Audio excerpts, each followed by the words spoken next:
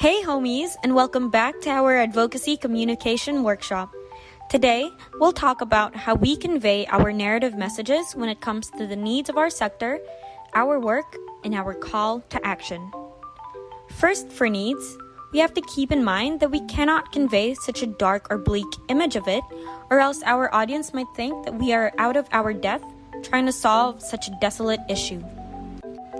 Next, although we do agree that a house is a basic need, we want to avoid calling it such. People might then start ranking needs from first to last, like which is more important or which is most important, etc. We also want to show that these problems that we present actually can be solved.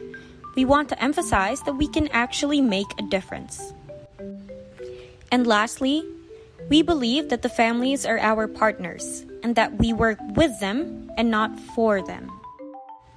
To better demonstrate this, here are two statements that both tell of facts related to housing. Based on the earlier tips we gave, could you tell us which fact is stated more effectively? It's the first one. Why? Because we want to avoid global insurmountable facts like the second one, because these make it difficult for people to see the individual. We want people to be able to picture what actually happens to the individual so that they realize just how personal and real these issues are. There are also several ways we want our work to be seen as.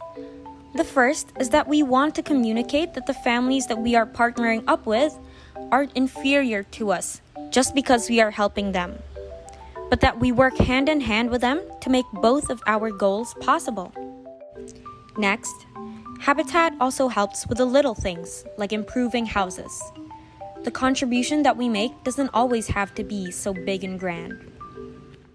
Next, we should also avoid taking credit for some bigger ideals, like saying we, quote-unquote, give families their hopes and dreams. But rather, we help promote them and allow them more opportunities to speak and take action for themselves.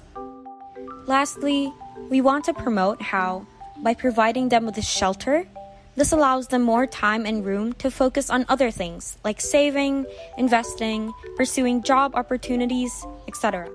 Again, to really concretize these tips, here we have another set of statements. Which one do you think is more effective? Yes, it's the second one. It's hard for people to put big numbers into perspective. Impact stories about our work are more effective to really show what we do here in Habitat. Next, for our call to action.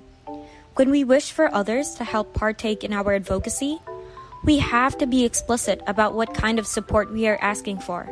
So this may include active participation and even donations, which is something that Habitat isn't exactly known for. But the key is to just be transparent and make donors understand what it will be used for in the organization.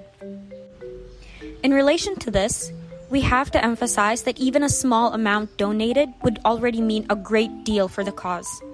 We want to let our audience know that anyone can make a change. And lastly, pursuing Habitat's advocacy would not be possible without our volunteers. Habitat is a non-profit organization. So without our volunteers, nothing would really be possible.